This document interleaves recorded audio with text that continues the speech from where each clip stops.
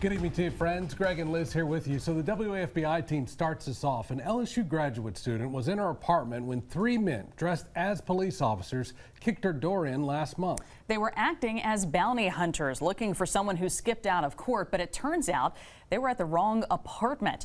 Tonight, Brian Green, Roderick Larkins, and Justin Garrett are facing felony charges of home invasion. Our chief investigator, Chris Nakamoto, reports those charges may not be the only issues they face. Good evening, Chris.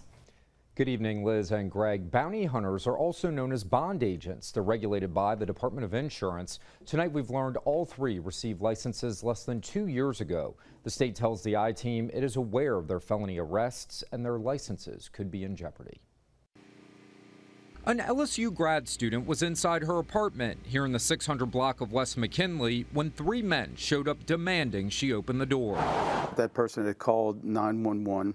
Spoke to the police on the phone to tell them someone was outside of a door dressed as if they were a police, although with not with the police insignia, and appeared to have a gun, knocking on the door at 1:30 in the morning, asking for a certain person, and her telling them that I am not that person does not live here. That 911 call now part of the criminal investigation as the cases against Brian Ross Green, Roderick Larkins, and Justin Garrett play out. It's an extremely chilling phone call where she absolutely fears that she's going to die. That door is kicked in. She runs to the bathroom with her phone. That door is kicked in. You can only imagine what is going through her mind. Green, Larkins, and Garrett now facing simple criminal damage to property for kicking the door in and felony home invasion charges. An apartment employee told the I-Team he's well aware of this case. The individual those agents were looking for hasn't lived there for months.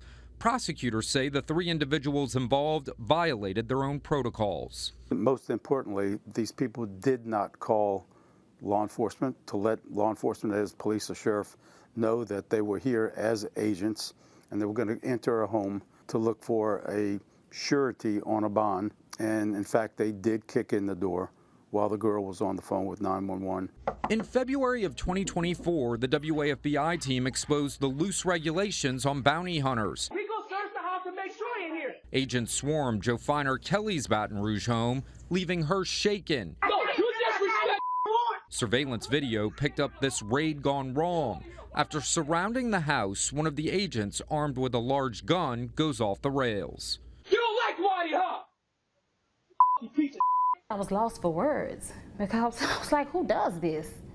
Like, who does this and doesn't have to be accountable? Was there ever a point where you felt like you or your family's safety was in jeopardy? Yes, the entire time, especially when he was in the back saying, you mother gonna let me in here. Although Baton Rouge has its own fair share of examples, it's also happening all over the country.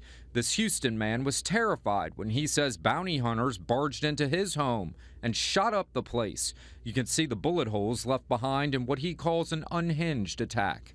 They shot through the walls, through all kind of stuff in my room, sheetrocks flying and hit me, glasses flying and hit me. I thought I was going to die. Back in Baton Rouge, Moore says this could have turned out very differently. It's why he plans to prosecute the three men involved to the fullest extent of the law. They eventually find out that they have the wrong house, wrong person, and that is not the person that they were looking for. The police responded. This could have been an extremely deadly situation where the homeowner could have shot and killed these people breaking in her home. They could have shot and killed her thinking that they had the right to do so. Moore says he is in communication with the state in hopes of getting these individuals' licenses revoked. For the WAFBI team, I'm Chris Nakamoto. Greg, Liz. All right, Chris, thank you.